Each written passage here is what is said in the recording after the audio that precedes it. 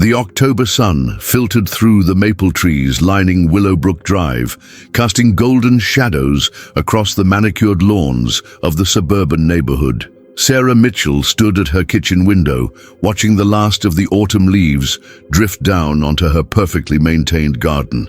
At 32, she had everything she'd ever dreamed of: a beautiful colonial-style home, a successful marketing career, and now, finally, the family she'd always wanted. "Sarah, honey, the caterers are here," called her best friend Jessica from the front door. The sound of car doors slamming and cheerful voices filled the afternoon air as guests began arriving for what promised to be the baby shower of the year. Sarah smoothed down her flowing maternity dress, a soft lavender that complemented her glowing complexion, and took a deep breath. 6 months pregnant, she radiated the kind of happiness that comes from a dream finally realized. Her hand instinctively moved to her rounded belly, where their son would be arriving in just 3 months. The backyard had been transformed into a wonderland of baby blue and white decorations. Balloons bobbed gently in the crisp autumn breeze, and tables groaned under the weight of carefully arranged gift boxes. Jessica had outdone herself with the planning, from the elegant floral centerpieces to the custom-made banner reading, "Welcome Baby Mitchell," in flowing script. "Sarah, you look absolutely radiant," exclaimed her mother Linda, rushing over with outstretched arms. The resemblance between mother and daughter was striking. The same warm brown eyes, the same infectious smile, the same way of tilting their heads when they laughed. "Thanks, Mom. I can't believe this day is finally here," Sarah replied, accepting the warm embrace. "Where's David? He was supposed to help set up the gift table." "You know your husband," Linda laughed, "probably tinkering with something in the garage. That man can't sit still for 5 minutes." As if summoned by their conversation, David Mitchell appeared from around the corner of the house, his tall frame slightly hunched as he adjusted something on his phone. At 35, he still had the lean build of the college athlete he'd once been, though his dark hair now showed the first hints of silver at the temples. His deep blue eyes, usually warm and attentive, seemed distant today, almost nervous. "Sorry, ladies," he said, sliding his phone into his pocket, "just finishing up some work calls." Sarah studied her husband's face with concern. "Everything okay at the office? You've been getting a lot of calls lately." "Everything's fine," David replied quickly, perhaps too quickly. "Just some client issues that need sorting out before the baby comes. You know how it is." The backyard continued to fill with guests. Sarah's colleagues from the marketing firm arrived in a chattering group, followed by neighbors from their street, David's college friends with their wives, and extended family members who'd driven in from neighboring states. The atmosphere was festive and warm, filled with the kind of genuine joy that accompanies life's most precious moments. "Sarah, dear, you're absolutely glowing," called out Mrs. Henderson, their elderly neighbor, as she carefully made her way across the lawn with a beautifully wrapped gift. "I remember when I was expecting my first. There's nothing quite like it, is there?" "No, there really isn't," Sarah agreed, her hand moving once again to her belly. "Sometimes I still can't believe it's really happening." Jessica appeared at her elbow with a glass of sparkling cider. "All right, Mama-to-be, time to mingle. Everyone's dying to hear about the nursery renovation." For the next hour, Sarah moved through the crowd like a gracious hostess, accepting congratulations and sharing stories about their journey to parenthood. She spoke animatedly about the nursery they'd spent weeks perfecting, the hand-painted murals of woodland creatures, the antique rocking chair that had belonged to David's grandmother, the carefully selected books already lining the miniature bookshelf. "We tried for so long," she confided to a group of her closest friends. "There were times when I thought it might never happen for us. When the doctor told us about the complications, I was devastated. But David never gave up hope. He kept saying that somehow, some way, we'd have our family." David, meanwhile, stood slightly apart from the main group, engaged in what appeared to be intense conversation with his brother Mark, who'd driven down from Boston for the occasion. Mark's expression was serious, almost concerned, as he listened to whatever David was telling him in hushed tones. "David's been acting strange lately," Sarah confided to Jessica as they watched the brothers from across the yard. "Distant, almost like he's keeping something from me." "Honey, the man's about to become a father," Jessica replied with a dismissive wave. "He's probably just nervous. You know how men get about these things." As the afternoon progressed, the traditional baby shower activities began. There were games with tiny safety pins and melted chocolate bars, a station where guests could write advice for the new parents, and of course, the gift-opening ceremony that everyone had been anticipating. Sarah settled into the decorated chair at the center of the yard, surrounded by towers of presents. The assembled guests formed a semicircle around her, phones and cameras at the ready to capture every moment. David stood behind her chair, his hands resting on her shoulders, but his grip seemed tense. "Before we start opening gifts," Sarah began, her voice carrying clearly across the yard, "David and I just want to thank everyone for being here today. This baby is going to be so loved, and having all of you in our lives makes everything even more special." A murmur of awes rippled through the crowd. Several of the women dabbed at their eyes with tissues. Sarah began unwrapping the first gift, a beautiful handmade quilt from her mother. As she held it up for everyone to see, she noticed David checking his phone again, his brow furrowed with concentration. "David?" she whispered, looking up at him with concern.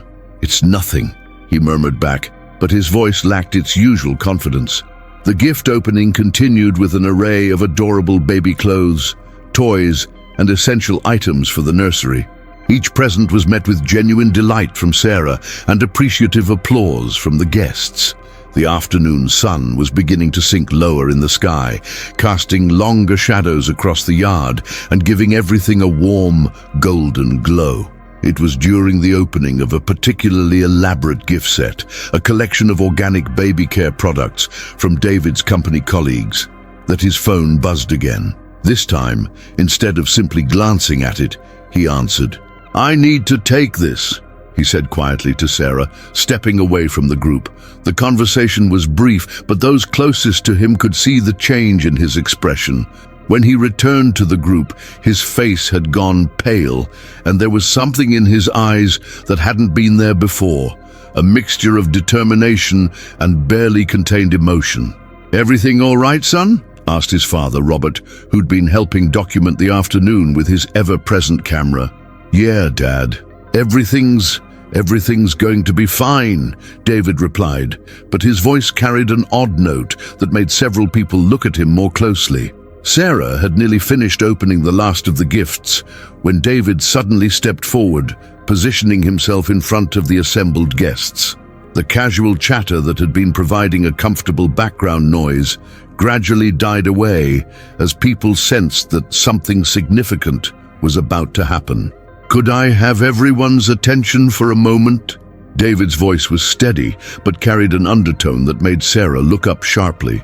"David, what are you doing?" she asked quietly, but he was already moving to the center of the gathering. The entire yard fell silent. Even the children who'd been playing at the edge of the property stopped their games and turned to look. David stood there for a moment, his hands clasped behind his back, his eyes moving across the faces of their friends and family members. "I need to say something," he began, his voice carrying clearly in the still afternoon air. "Something that's been weighing on my heart for weeks now." Sarah felt a chill run down her spine, despite the warm afternoon sun. There was something in her husband's tone, something in the way he was standing, that filled her with sudden dread. "David, please," she whispered, but he continued as if he hadn't heard her. "You all came here today to celebrate with us, to celebrate this baby that Sarah's carrying, and I'm grateful for that. But there's something you need to know, something that changes everything." The silence in the yard was now complete. Even the autumn breeze seemed to have stilled, as if nature itself was holding its breath for what was about to come. David turned to look at Sarah, and she saw something in his eyes that she'd never seen before, a mixture of love, pain, and absolute resolve. "Sarah," he said, his voice gentle but firm, "you're not the real mother. The words hung in the air like a physical presence. For a moment, no one moved, no one breathed. Sarah felt the world tilt beneath her, her hand instinctively moving to her belly as if to protect the life growing inside her. "What?" she whispered, her voice barely audible. And then, inexplicably, impossibly, the applause began.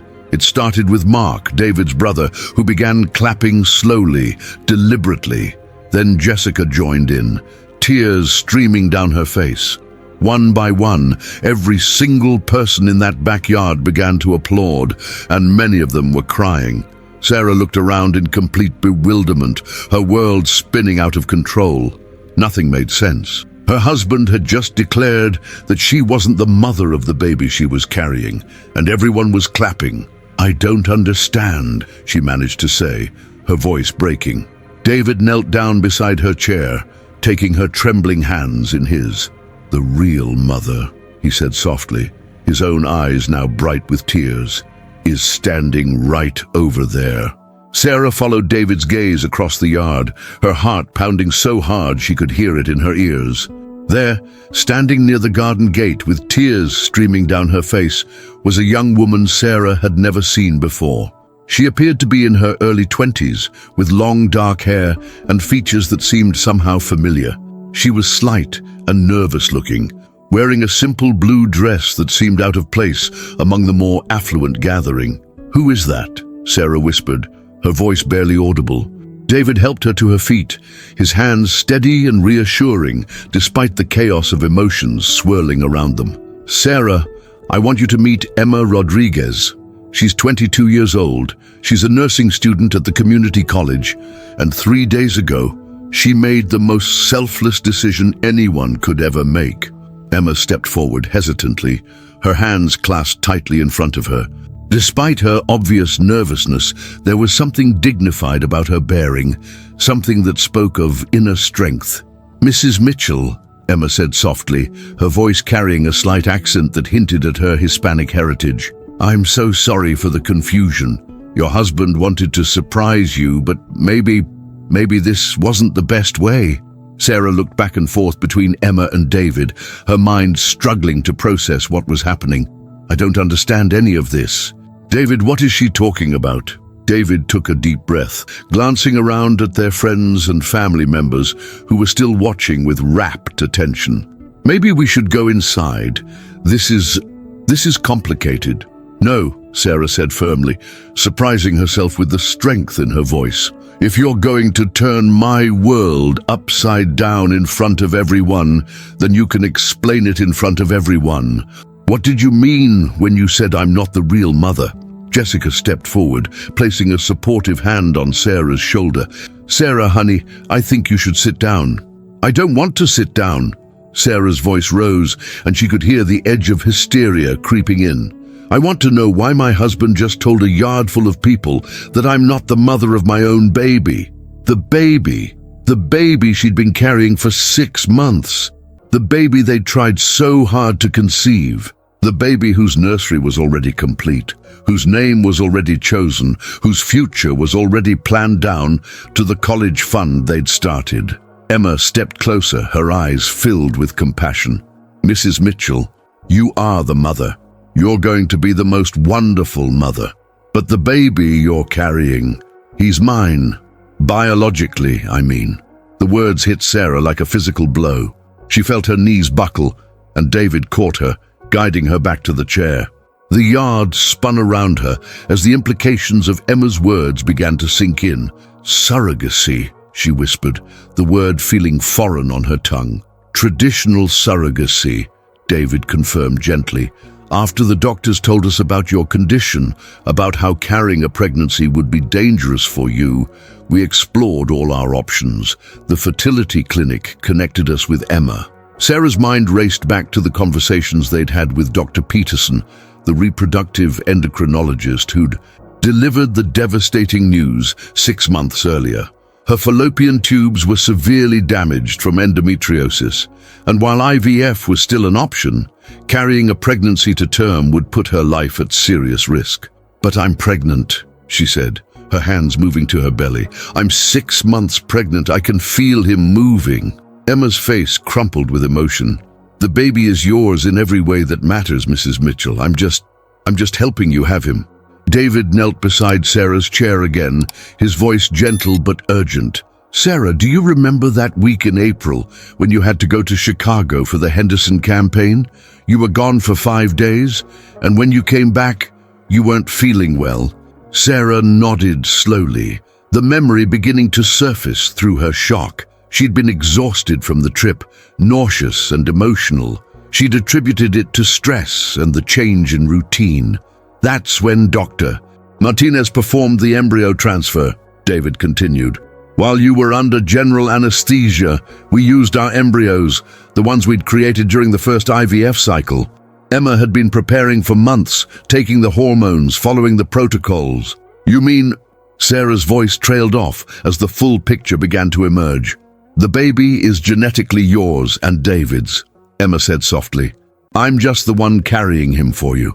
But these past 6 months, I've come to love him so much, and I've come to love both of you. When David told me about today, about the baby shower, I asked if I could come. I wanted to meet all the people who are going to love him." Linda, Sarah's mother, stepped forward with tears in her eyes. "Sarah, sweetheart, David told us about the arrangement 3 months ago. We've all been hoping and praying that everything would go smoothly. You all knew." Sarah looked around at the faces of her friends and family, seeing the truth in their expressions. "Everyone knew except me? We wanted to tell you," David said urgently. "But Dr. Martinez was concerned about the stress affecting the pregnancy. He recommended that we wait until the 2nd trimester was well established before explaining everything." Robert, David's father, cleared his throat. "Son, perhaps we should give Sarah some time to process this." "No," Sarah said, her voice growing stronger. "I want to understand everything. Emma, you said you asked to come today. Why?" Emma looked down at her hands, then back up at Sarah with an expression of profound vulnerability. "Because in 3 months, I'm going to give birth to your son, and then I'm going to place him in your arms and walk away. And I wanted to know that he was going to be surrounded by people who would love him the way he deserves to be loved." "Andreas," the raw honesty in Emma's voice cut through Sarah's shock and confusion. For the first time since David's announcement, she really looked at the young woman standing before her. Emma's face was earnest and kind, with intelligent dark eyes that held depths of experience that seemed older than her 22 years. "Tell me about yourself," Sarah said quietly. "Please." Emma glanced at David, who nodded encouragingly. "I'm from El Paso originally. I came to Austin to study nursing at ACC. My parents, they passed away in a car accident when I was 19, and I've been on my own since then. When I saw the listing for surrogacy at the fertility clinic, it seemed like something I could do to help a family while also helping myself get through school." "But it's more than that now, isn't it?" Sarah asked, her intuition picking up on the emotion beneath Emma's careful words. Emma's composure finally cracked, and tears began to flow freely. "I never expected to feel this connected to him. When I first felt him move, when I heard his heartbeat at the ultrasound appointments, I know he's not mine to keep, and I don't want to keep him. You're his parents, and this is his family, but I can't help but love him." Sarah felt her own tears starting to fall. The anger and confusion that had initially overwhelmed her were being replaced by something else, a deep, aching understanding of the sacrifice this young woman was making. "Have you been alone through all of this?" Sarah asked.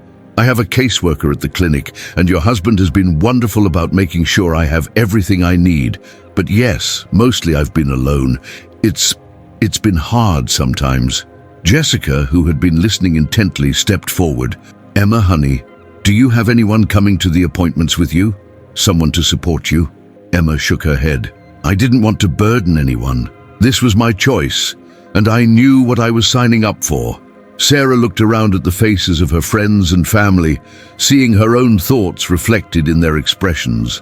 This young woman had been carrying their child, sacrificing her own comfort and well-being, and she'd been doing it alone. "David," Sarah said quietly, "how long have you known Emma personally?"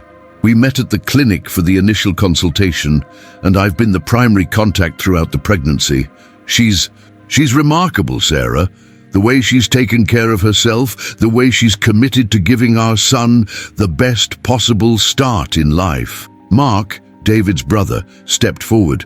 Sarah, I hope you don't mind, but David asked me to do some research into surrogacy laws and procedures.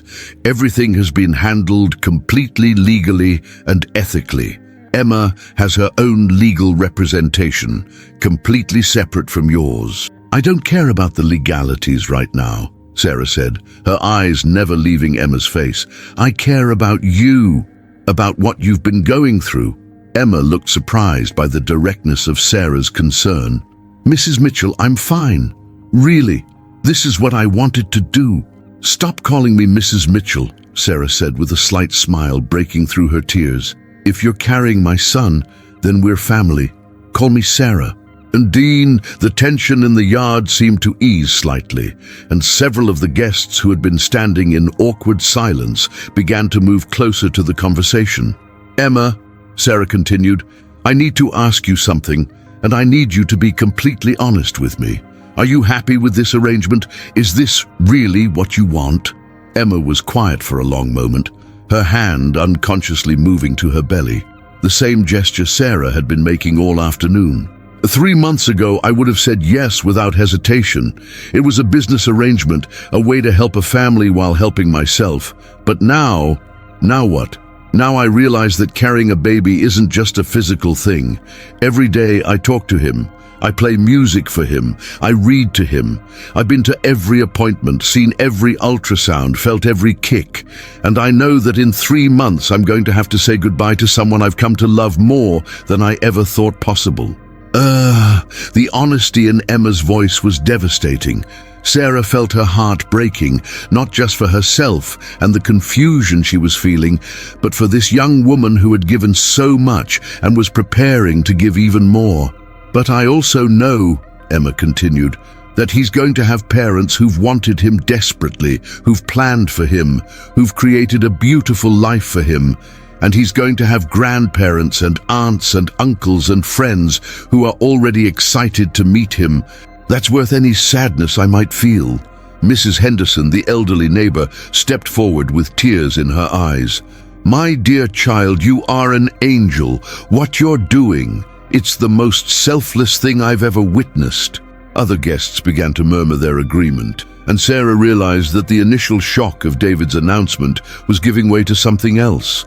Admiration for Emma's sacrifice and a growing sense of unity around the incredible situation they were all witnessing. Emma, Sarah said, rising from her chair, I don't know how to thank you. I don't even know how to process what you're doing for us. But I need you to know something. Emma looked at her expectantly. You're not alone anymore.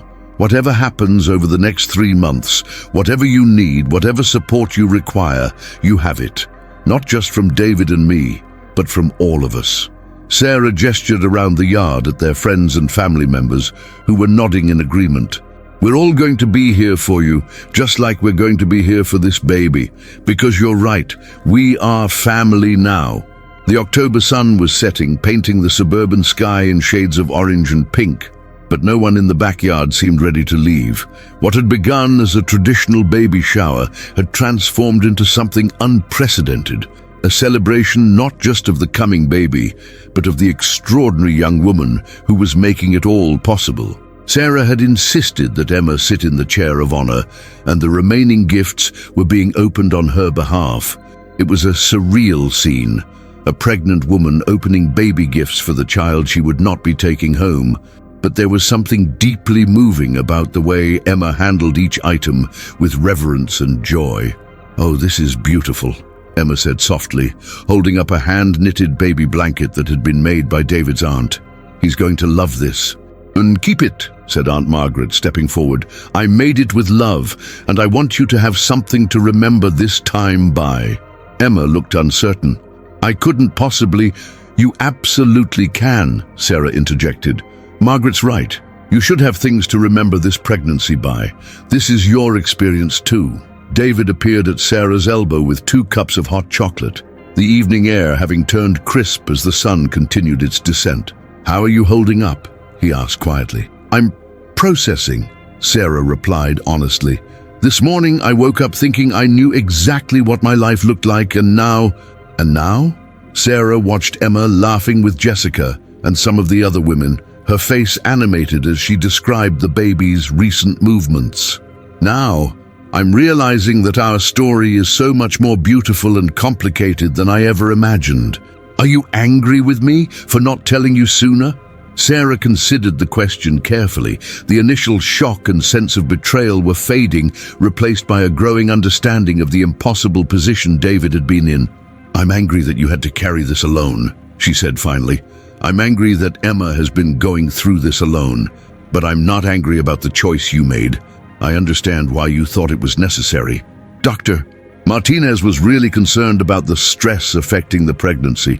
We were so close to losing everything, Sarah. I couldn't risk it." "I know," Sarah said, squeezing his hand. "But no more secrets, okay? Whatever happens from here on out, we face it together, all of us." Emma looked over at them as if she'd sensed they were talking about her. "Sarah, could I ask you something?" "Of course. Would it be okay if I continued going to the appointments with you? I know it might be awkward now that you know, but I've been to every single one. And..." "Emma," Sarah interrupted gently, "of course you should continue with the appointments. This is your pregnancy too, but I'd like to start coming with you if that's all right. You want to come with me? I want to be part of this. I want to understand what you're going through, and I want to support you through it." Emma's eyes filled with tears again. "I would love that." Linda, Sarah's mother, joined their small group. "Emma, dear, I hope you don't mind me asking, but where are you living? David mentioned you're a student." "I have a small apartment near campus," Emma replied. "It's not much, but it's enough for me." "Are you comfortable there? Do you have everything you need for the baby's arrival?" Emma looked confused. "Everything I need? Well, yes. A place to rest afterward, help with recovery, that sort of thing." "Oh," Emma said, understanding dawning on her face. "I haven't really thought that far ahead. I suppose I'll just manage." Sarah and Linda exchanged a look that spoke volumes. Without a word, they'd both realized that Emma hadn't fully considered the physical and emotional reality of what would happen after the birth. "Emma," Sarah said carefully, "what's your plan for after the delivery? I'll stay in the hospital for a day or two, and then you and David will take the baby home, and I'll go back to school and finish my degree." The simplicity of Emma's plan was heartbreaking. She'd thought through every detail of the pregnancy and birth, but hadn't prepared for the emotional and physical recovery that would follow. "Honey," Linda said gently, "giving birth is a major medical event. Your body is going to need time to heal, and your heart is going to need time to process what you've been through." "I'll be fine," Emma said quickly, but there was uncertainty in her voice. Robert, David's father, stepped forward. "Emma, I don't mean to intrude, but do you have family support? Anyone who can help you through the recovery period?" Emma shook her head. "Like I mentioned, my parents passed away. I have some distant relatives in Texas, but we're not close. I'm used to taking care of myself." Sarah felt a fierce protectiveness rising in her chest. "That's not acceptable. You're not going through this alone." "Sarah," David started, but she cut him off. "No, David. This young woman is giving us the greatest gift imaginable, and we're going to make sure she has everything she needs before and after the birth." Emma looked overwhelmed. "Sarah, I appreciate the concern, but I can't accept charity. This was supposed to be a business arrangement." "This stopped being just a business arrangement the moment you started loving our son," Sarah replied firmly. "And it certainly stopped being just business the moment I realized what an incredible person you are." Jessica, who had been listening to the conversation, stepped forward. "Emma, I'm a social worker, and I've seen a lot of situations like this. Sarah's right. You need a support system in place for after the birth. The physical recovery is challenging enough, but the emotional adjustment can be overwhelming." "What are you suggesting?" Emma asked. Sarah looked at David, seeing her own thoughts reflected in his expression. I'm suggesting that you don't have to go through this alone anymore. We have resources, we have space, and we have people who care about you. The guest room, David said quietly, understanding immediately what Sarah was thinking. What about the guest room? Emma asked. We have a beautiful guest suite on the first floor of our house, Sarah explained. It has its own bathroom, its own entrance, complete privacy. You could stay with us for the final months of the pregnancy and for as long as you need afterward. Emma's eyes widened. I couldn't possibly impose like that. It's not an imposition, David said. It's family taking care of family. But I'm not really family. Yes, you are, Sarah said firmly. You're carrying our son. You've been taking care of him for 6 months. You're absolutely family. Mark, David's brother, stepped into the conversation. Emma, I don't know if this helps, but I'm a physician. And from a medical standpoint, what Sarah's suggesting makes a lot of sense. Having support during the final trimester and postpartum period significantly improves outcomes for both mother and baby. I have school, Emma said weakly, though it was clear she was tempted by the offer. Austin Community College is 15 minutes from our house, Sarah pointed out, probably closer than your current apartment. And we could help with transportation to appointments, classes, wherever you need to go, David added. Emma looked around at the faces surrounding her, all of them hopeful, all of them genuinely concerned for her well-being. I don't understand why you're all being so kind to me. Mrs. Henderson, who had been listening from nearby, stepped forward. Child, kindness doesn't need an explanation. It's just what good people do when they see someone in need. But I'm not in need, Emma protested. I chose this situation. Choosing to do something difficult doesn't mean you have to do it without support, Jessica said gently. In fact, it means you deserve even more support. Emma was quiet for a long moment, her hand moving to her belly as she considered the offer. If I were to consider this, and I'm not saying yes, what would it look like? What would be expected of me? Nothing would be expected of you except to take care of yourself and the baby, Sarah replied. You'd have your own space, your own privacy. We'd be there if you needed anything, but you'd be free to live your life. And after the birth? After the birth, you'd stay as long as you needed to recover, physically and emotionally. There would be no pressure, no timeline. When you felt ready to move on with your life, you'd move on. David nodded in agreement. Emma, we've been thinking about this situation in terms of what you're giving us, but we haven't thought enough about what we can give you. You shouldn't have to sacrifice your well-being for our happiness. Emma's composure finally broke completely, and she began to cry in earnest. I've been so scared, she admitted. Not about the birth, but about afterward. About being alone with all these feelings I don't know how to handle. Sarah moved to Emma's side and pulled her into a gentle embrace. You don't have to be alone, not anymore. As the two women held each other, the assembled guests watched with tears in their eyes. What had begun as David's shocking announcement had evolved into something beautiful. The formation of an unexpected family, bound not by blood alone, but by love, sacrifice, and mutual support. So, Emma said, pulling back from Sarah's embrace with a shaky smile, I guess I should ask about house rules. Sarah laughed through her own tears. Rule number 1, no more calling me Mrs. Mitchell.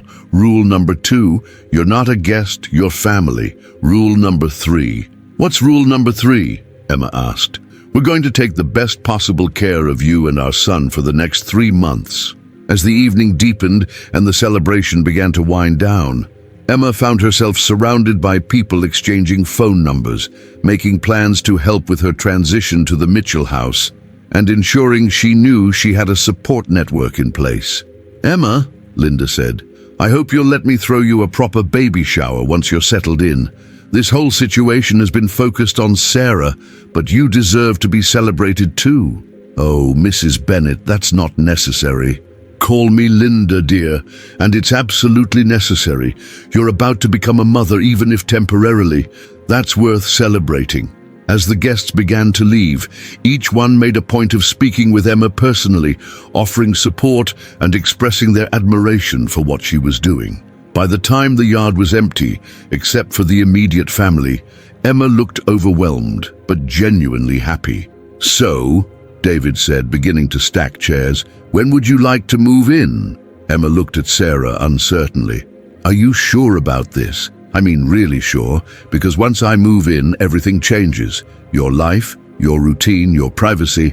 "Emma," Sarah said with absolute certainty, "our life already changed 6 months ago when you agreed to carry our son. Now we're just making it official."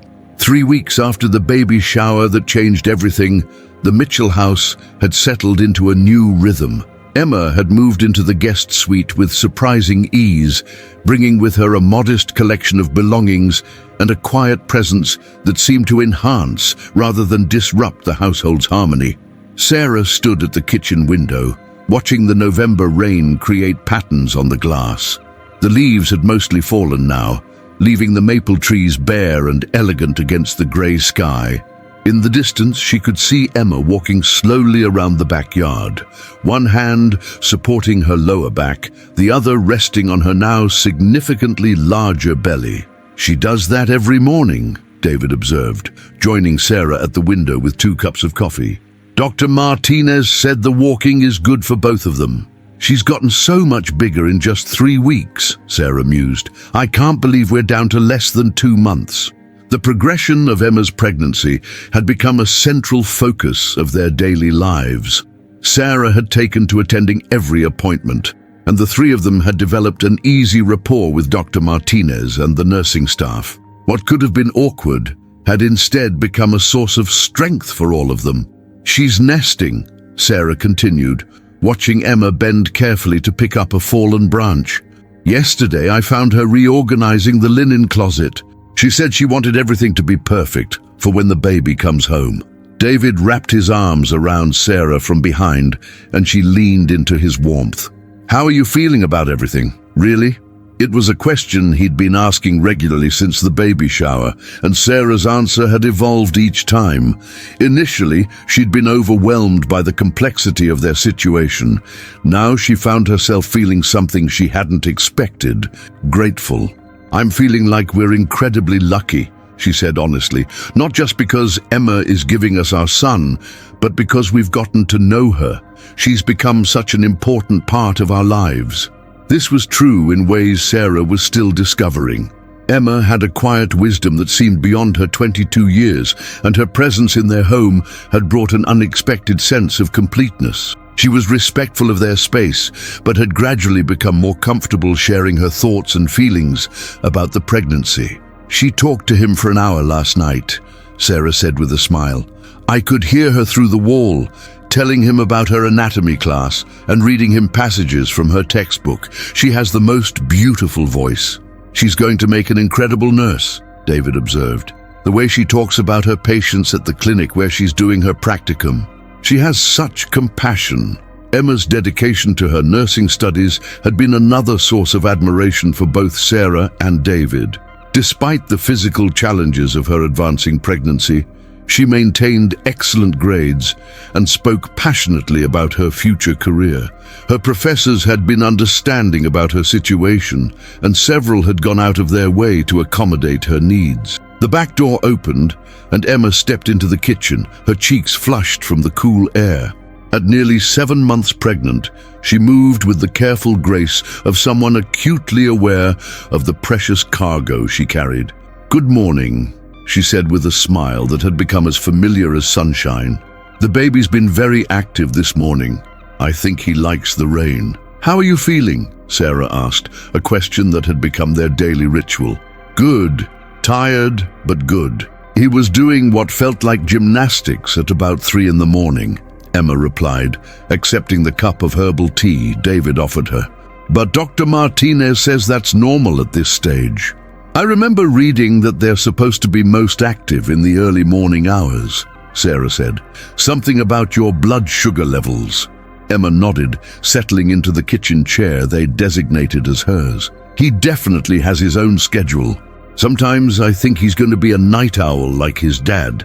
The easy way Emma referred to David as the baby's father no longer surprised any of them. In the weeks since she'd moved in, The boundaries between surrogate and intended parents had blurred into something more like an extended family arrangement. Emma clearly understood her role, but she'd also embraced the emotional reality of their situation. "Speaking of schedules," David said, "I got a call from the hospital yesterday. They want to do a tour of the maternity ward next week, all three of us." Emma looked uncertain. "Do you think that's necessary? I mean, you and Sarah should definitely go, but—" "Emma," Sarah interrupted gently, "you're the one who's going to be giving birth. You should be comfortable with the environment. Besides," David added, "the staff needs to understand our situation. It's better if we're all on the same page beforehand." This had been one of the ongoing challenges they'd navigated together, ensuring that everyone involved in the birth understood the unique dynamics of their arrangement. Emma would be the patient, but Sarah and David would be the parents taking the baby home.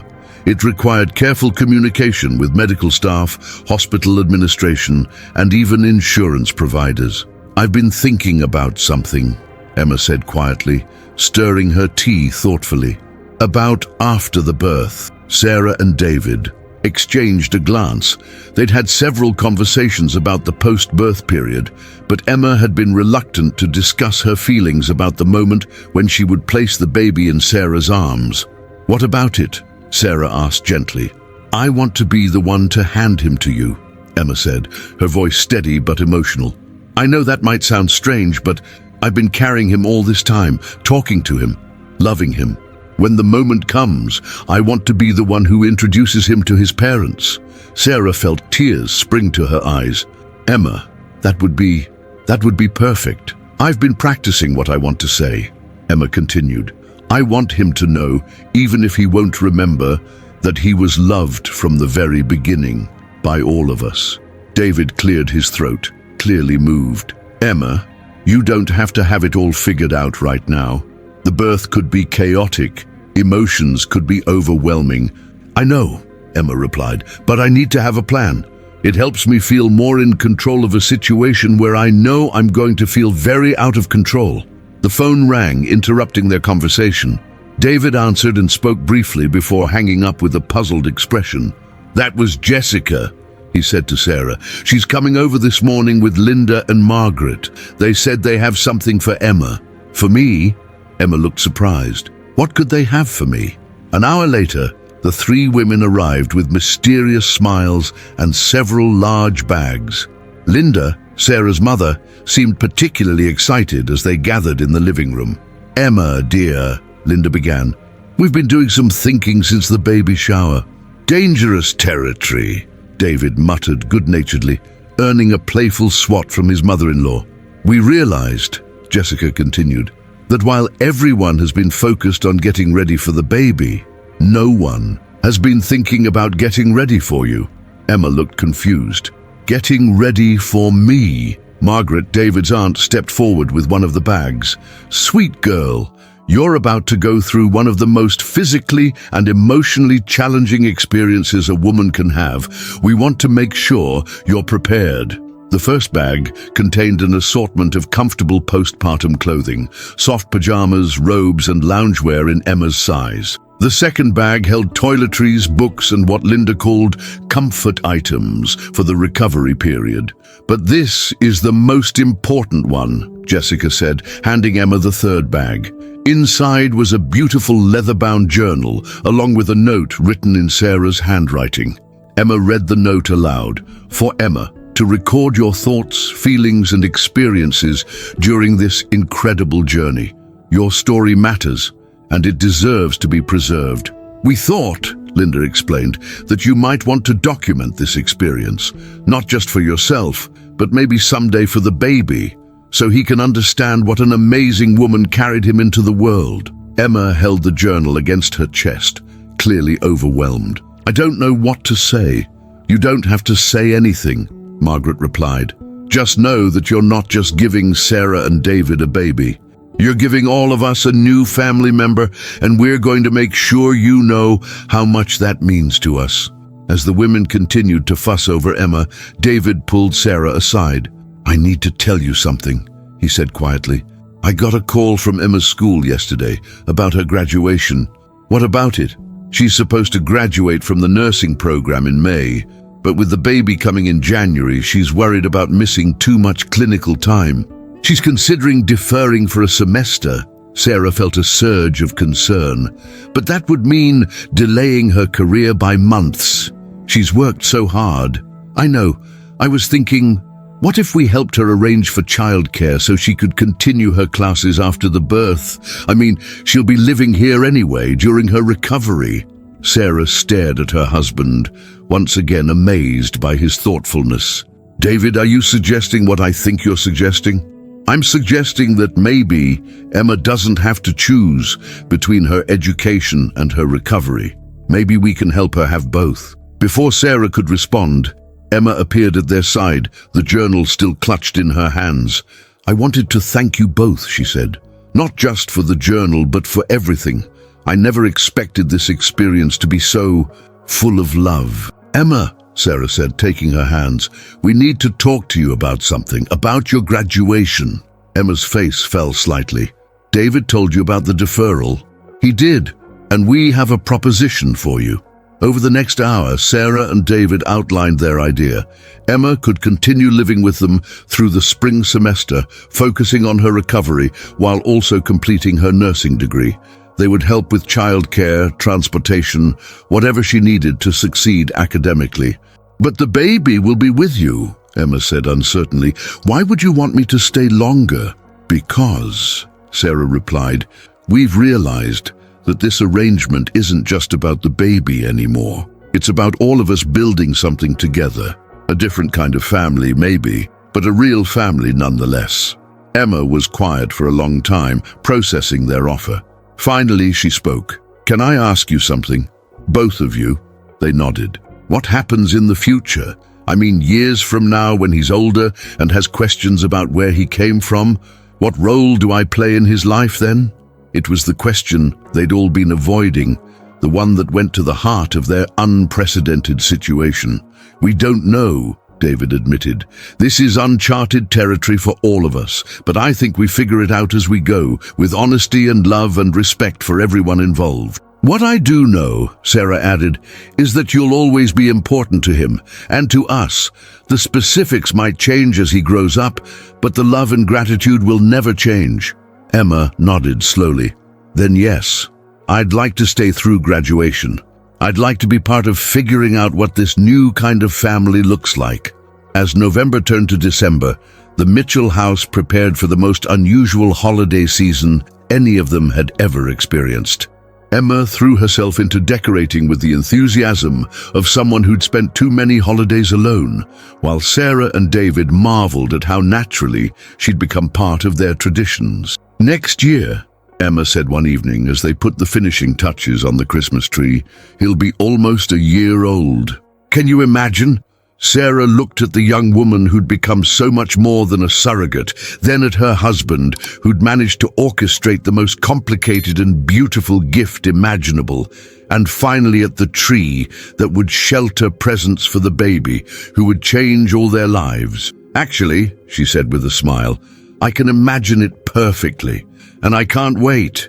The story of how David Mitchell stood up at a baby shower and declared that his wife wasn't the real mother had become family legend, not as a moment of betrayal or confusion, but as the moment when three people discovered that love could create bonds stronger than biology and families could be built in the most unexpected ways. As Emma settled into the rocking chair, they'd moved to the living room for her comfort. Her hands moving in the familiar pattern across her belly, Sarah realized that David had been right in the most profound way possible. She wasn't the biological mother of the baby Emma carried. She was something even more meaningful. She was the chosen mother, selected not by genetics, but by love, sacrifice, and the extraordinary generosity of a young woman who'd understood that motherhood came in many forms. And when their son was born in 7 weeks, he would enter the world surrounded by more love than one child could possibly need, from his parents who'd dreamed of him, from his birth mother who'd carried him with devotion, and from a community of family and friends who'd watched their unconventional journey with admiration and joy. It was, Sarah thought as she watched Emma reading to their unborn son the most beautiful, complicated story she'd ever been part of. January 15th arrived with a fierce winter storm that blanketed Austin in an unusual layer of ice and snow. Sarah woke at 4:30 a.m. to the sound of tree branches scraping against the bedroom window and the distant rumble of snowplows on the main road. Beside her, David was already awake, checking his phone for weather updates. "The highways are closed," he said quietly. "Good thing we're not planning to go anywhere today." As if summoned by his words, a soft knock came at their bedroom door. "Sarah, David?" Emma's voice was calm, but carried an undertone that made them both sit up immediately. "Come in, sweetheart," Sarah called, wrapping her robe around herself. Emma appeared in the doorway, one hand supporting her lower back, her face flushed with exertion.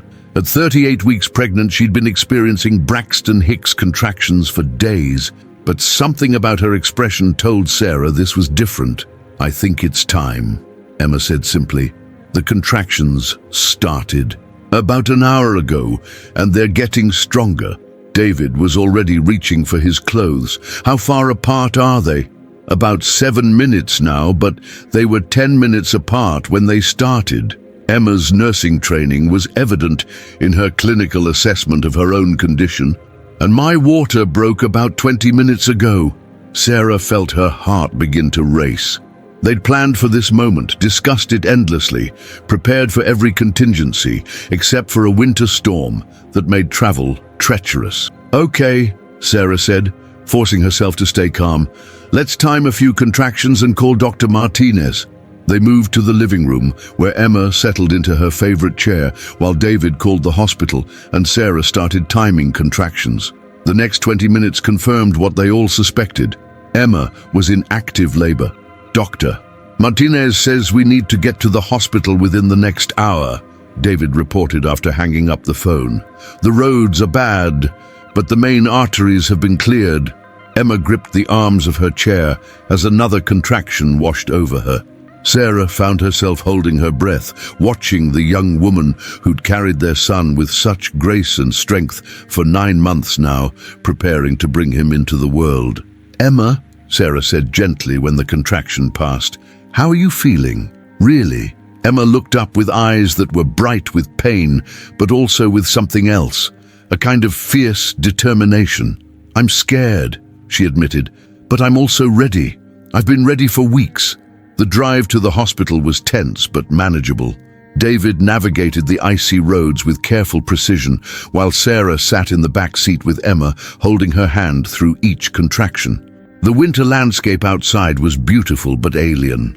Austin rarely saw snow like this, and the city seemed to be holding its breath. "Tell me about the nursery again," Emma said during a lull between contractions. It had become one of her favorite topics of conversation, and Sarah understood why. Talking about the baby's room made the reality of what was happening more concrete, more joyful. "The woodland murals are finished," Sarah said, grateful for the distraction. "And David finally hung the mobile with the little forest animals. The rocking chair is positioned perfectly by the window so you can see the garden," while Sarah caught herself realizing what she'd said.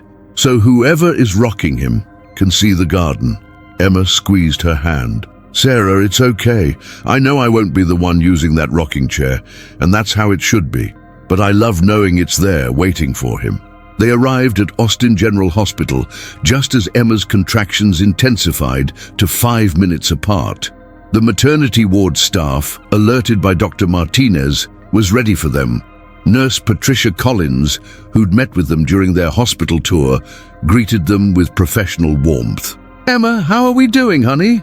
Nurse Patricia asked as they wheeled Emma into the labor and delivery room that would be their home for the next several hours. "We're doing okay," Emma replied, and Sarah noticed she'd said "we," including the baby in her assessment. The next few hours passed in a blur of medical activity, punctuated by moments of profound intimacy. Sarah stayed at Emma's side throughout, offering ice chips, holding her hand, and providing encouragement. David documented everything with the camera they'd brought, understanding that these moments were part of their son's birth story. "You're doing incredible," Sarah whispered to Emma. during a particularly difficult contraction. He's so lucky to have you bringing him into the world. I keep thinking about that first day he moves," Emma said breathlessly. "When I felt him kick for the first time, I cried. Not because I was sad, but because I realized he was real. He was actually there." Dr. Martinez arrived just after noon, his usual calm demeanor reassuring in the controlled chaos of the delivery room. "Emma, you're progressing beautifully. We should meet this little guy within the next couple of hours." As the afternoon wore on, Emma's strength seemed to grow rather than diminish. Sarah marveled at the young woman's grace under pressure, the way she breathed through each contraction with focused determination. "I need to tell you both something," Emma said, during a brief respite around 2 p.m. "I've been thinking about what I want to say to him when he's born." "What do you want to say?" David asked, moving closer to the bed. "I want to tell him that he was wanted before he was even conceived, that 3 people loved him enough to create this crazy, beautiful arrangement, and that his parents fought for him in ways he'll probably never fully understand." Sarah felt tears streaming down her face. "Emma, I also want to tell him," Emma continued, "that his birth mother loved him enough to let him go to the people who were meant to raise him.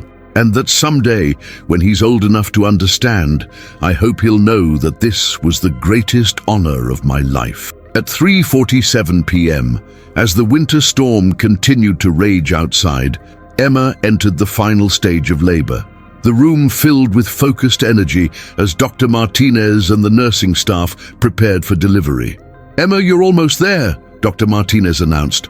"On the next contraction, I need you to push."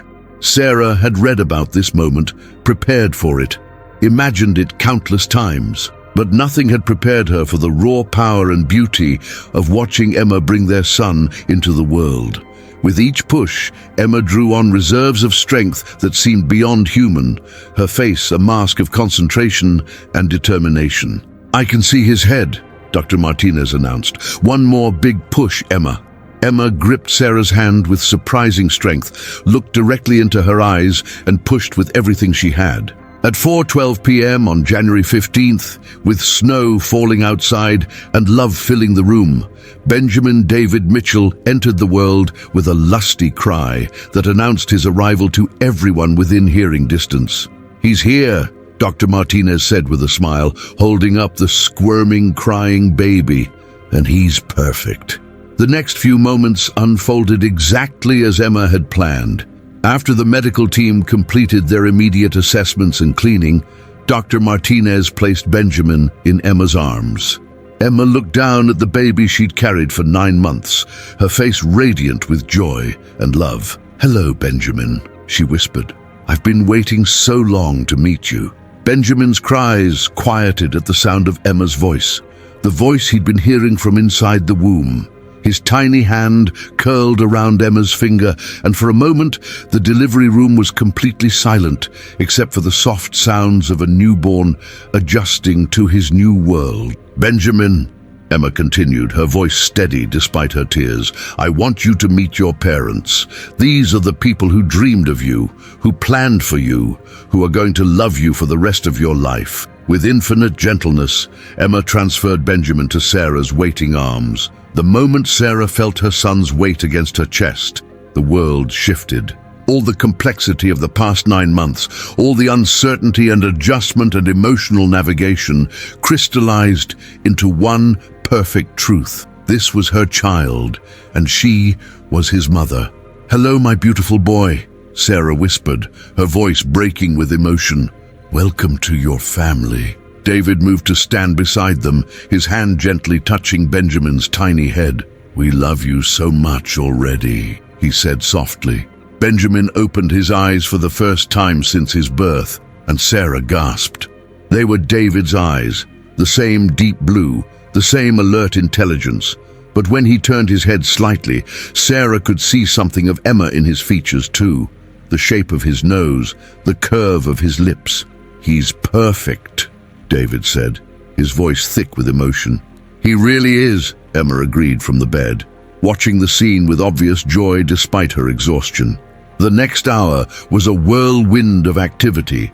As the medical staff completed their procedures, and the new family began to settle into their new reality. Emma was moved to a recovery room, while Sarah and David spent time with Benjamin in the nursery, learning about feeding schedules and newborn care. "How's Emma doing?" Sarah asked Nurse Patricia when they returned to check on her. "She's remarkable," Patricia replied. "I've been working in maternity for 15 years, and I've never seen a surrogate handle the post-birth period with such grace. She's asking about you 3 more than she's asking about herself." They found Emma propped up in her hospital bed, looking tired but peaceful. Her first question when they entered was about Benjamin's feeding and whether he was settling well. "He's perfect," Sarah assured her, "and he definitely knows your voice. When the nurse was trying to soothe him, I started talking, and he calmed right down. That's because he's been listening to you talk to him through my belly for weeks," Emma said with a smile. "You've been part of this from the beginning, even when you didn't know it." David settled into the chair beside Emma's bed. "Emma, I don't know how to thank you for what you've given us. It feels inadequate to say thank you for something this enormous." "You don't need to thank me," Emma replied. "Watching you two with him, seeing the love on your faces, that's all the thanks I need." As evening fell and the storm began to subside, the hospital room filled with a peaceful quiet. Benjamin slept in Sarah's arms while Emma rested, and David made calls to their families, sharing the news of their son's safe arrival. "Emma," Sarah said quietly, "I want you to know that you'll always be part of his story. Not just as the woman who carried him, but as someone who loved him enough to make this possible." Emma nodded, her eyes bright with unshed tears. "I hope someday he understands what an incredible family he was born into.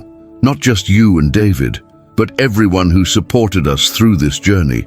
He will," Sarah said with certainty, "because we're going to tell him every step of the way how much love it took to bring him here." Outside, the winter storm was clearing, and the first stars were becoming visible through the hospital room window. Benjamin David Mitchell had arrived in the world during one of Austin's most memorable snowstorms, born into a family created by love, sacrifice, and the extraordinary courage of a young woman who understood that sometimes the greatest act of love is letting go. As Sarah held her son and watched Emma rest peacefully, she realized that David's announcement at the baby shower had been wrong in the most beautiful way possible. Emma wasn't just the real mother. She was the birth mother, the genetic mother, the carrying mother. And Sarah wasn't just the intended mother. She was the raising mother, the everyday mother, the forever mother. Benjamin had been blessed with 2 mothers, each playing a vital role in bringing him safely into the world and into the arms of the family who would love him for all of his days.